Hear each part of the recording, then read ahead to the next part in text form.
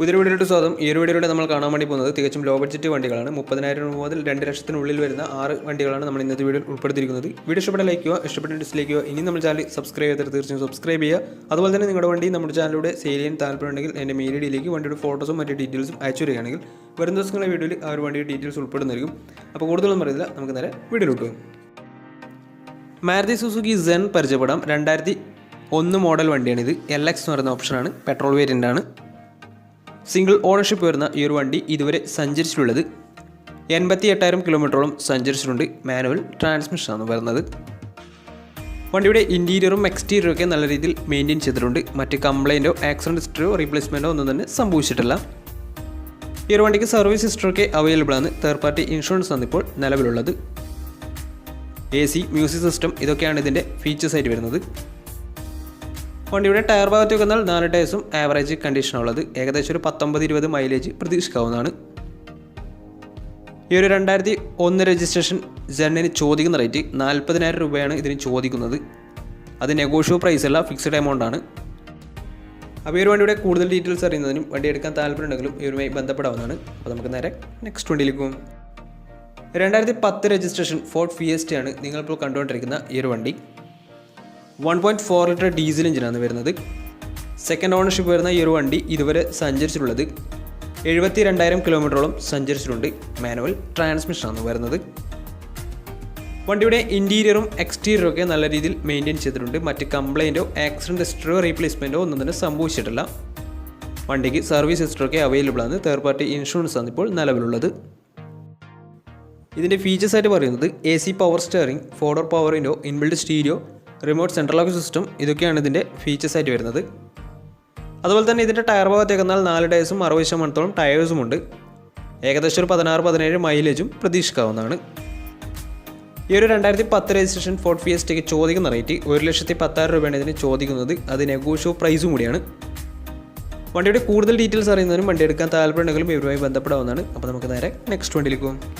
അടുത്ത നമ്മൾ കാണാൻ വേണ്ടി പോകുന്നത് ടാറ്റ നാനോ ആണ്. 2013 രജിസ്ട്രേഷൻ വണ്ടിയാണിത്. LX എന്ന് പറയുന്ന ഓപ്ഷനാണ്, പെട്രോൾ വേരിയൻ്റ് ആണ് വണ്ടി. സിംഗിൾ ഓണർഷിപ്പ് വരുന്ന ഈ ഒരു വണ്ടി ഇതുവരെ സഞ്ചരിച്ചിട്ടുള്ളത് 49,000 കിലോമീറ്ററോളം സഞ്ചരിച്ചിട്ടുണ്ട്. മാനുവൽ ട്രാൻസ്മിഷനാണ് വരുന്നത്. വണ്ടിയുടെ ഇൻറ്റീരിയറും എക്സ്റ്റീരിയറും അത്യാവശ്യം നല്ല രീതിയിൽ മെയിൻറ്റെയിൻ ചെയ്തിട്ടുണ്ട്. മറ്റ് കംപ്ലൈൻറ്റോ ആക്സിഡൻറ്റ് ഹിസ്റ്ററിയോ റീപ്ലേസ്മെൻറ്റോ ഒന്നും തന്നെ സംഭവിച്ചിട്ടില്ല. വണ്ടിക്ക് സർവീസ് ഹിസ്റ്ററൊക്കെ അവൈലബിൾ ആണ്. അതുപോലെ തന്നെ തേർഡ് പാർട്ടി ഇൻഷുറൻസ് ആണ് ഇപ്പോൾ നിലവിലുള്ളത്. ഇതിൻ്റെ ഫീച്ചേഴ്സ് ആയിട്ട് പറയുന്നത് AC പവർ സ്റ്റിയറിംഗ്, അതുപോലെ തന്നെ മ്യൂസിക് സിസ്റ്റം ഇതൊക്കെയാണ് ഇതിൻ്റെ ഫീച്ചേഴ്സ് ആയിട്ട് വരുന്നത്.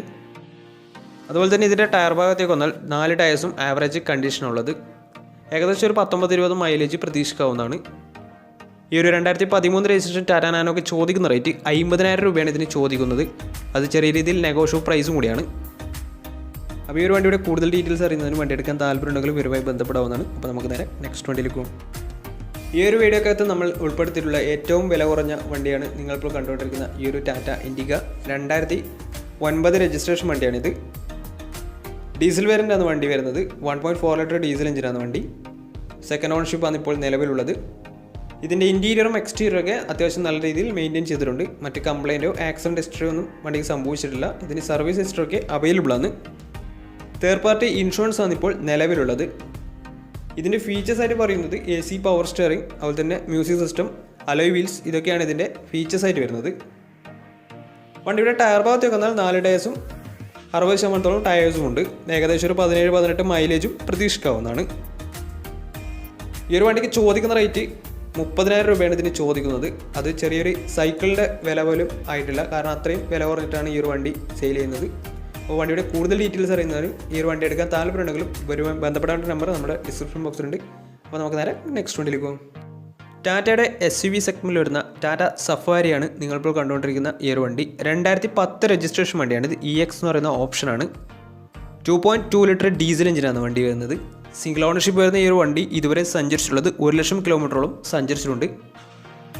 മാനുവൽ ട്രാൻസ്മിഷനാണ് വരുന്നത്. വണ്ടിയുടെ ഇൻറ്റീരിയറും എക്സ്റ്റീരിയറും ഒക്കെ നല്ല രീതിയിൽ മെയിൻറ്റെയിൻ ചെയ്തിട്ടുണ്ട്. മറ്റ് കംപ്ലൈൻറ്റോ ആക്സിഡൻറ്റ് ഹിസ്റ്ററിയോ റീപ്ലേസ്മെൻറ്റോ ഒന്നും തന്നെ സംഭവിച്ചിട്ടില്ല. വണ്ടിക്ക് സർവീസ് ഹിസ്റ്ററൊക്കെ അവൈലബിൾ ആണ്. തേർഡ് പാർട്ടി ഇൻഷുറൻസ് ആണ് ഇപ്പോൾ നിലവിലുള്ളത്. ഇതിൻ്റെ ഫീച്ചേഴ്സ് ആയിട്ട് പറയുന്നത് AC പവർ സ്റ്റിയറിംഗ്, 4-ഡോർ power window, inbuilt stereo, reverse sensor, rear wiper, defogger ഇതൊക്കെയാണ് ഇതിൻ്റെ ഫീച്ചേഴ്സ് ആയിട്ട് വരുന്നത്. അതുപോലെ തന്നെ ടയർ ഭാഗത്ത് നോക്കുന്നാൽ 4 ടയേഴ്സും പുതിയ ടയേഴ്സാണ് വരുന്നത്. വണ്ടിക്ക് ഏകദേശം ഒരു 12-13 മൈലേജ് പ്രതീക്ഷിക്കാവുന്നതാണ്. ഈ ഒരു 2010 രജിസ്ട്രേഷൻ ടാറ്റ സഫാരിക്ക് ചോദിക്കുന്ന റേറ്റ് 1,70,000 രൂപയാണ് ഇതിന് ചോദിക്കുന്നത്. അത് നെഗോഷ്യബിൾ പ്രൈസും കൂടിയാണ്. 2010 രജിസ്ട്രേഷൻ വണ്ടിയായതുകൊണ്ട് തന്നെ ചെറിയ രീതിയിൽ ലോൺ കിട്ടുന്നതായിരിക്കും. അപ്പോൾ വണ്ടിയുടെ കൂടുതൽ ഡീറ്റെയിൽസ് അറിയുന്നതിനും ഈ ഒരു വണ്ടി എടുക്കാൻ താല്പര്യമുണ്ടെങ്കിലും ഇവരുമായി ബന്ധപ്പെടാവുന്നതാണ്. അപ്പോൾ നമുക്ക് നേരെ നെക്സ്റ്റ് വണ്ടിയിൽ പോകും. മാരുതി സുസുക്കി 800 2005 രജിസ്ട്രേഷൻ വണ്ടിയാണ് നിങ്ങളിപ്പോൾ കണ്ടുകൊണ്ടിരിക്കുന്ന ഈ ഒരു വണ്ടി. BS3 ആണ് വണ്ടി വരുന്നത്.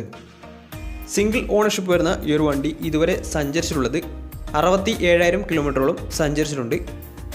വണ്ടിയുടെ ഇൻറ്റീരിയറും എക്സ്റ്റീരിയറും ഒക്കെ നല്ല രീതിയിൽ മെയിൻറ്റെയിൻ ചെയ്തിട്ടുണ്ട്. മറ്റ് കംപ്ലൈൻറ്റോ ആക്സിഡൻറ്റ് ഹിസ്റ്ററിയോ ഫ്ലഡ് പ്രശ്നങ്ങളൊന്നും സംഭവിച്ചിട്ടില്ല.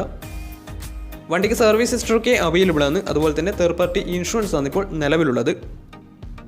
ഈ ഒരു വണ്ടിക്ക് AC, മ്യൂസിക് സിസ്റ്റം ഇതൊക്കെ അവൈലബിൾ ആണ്.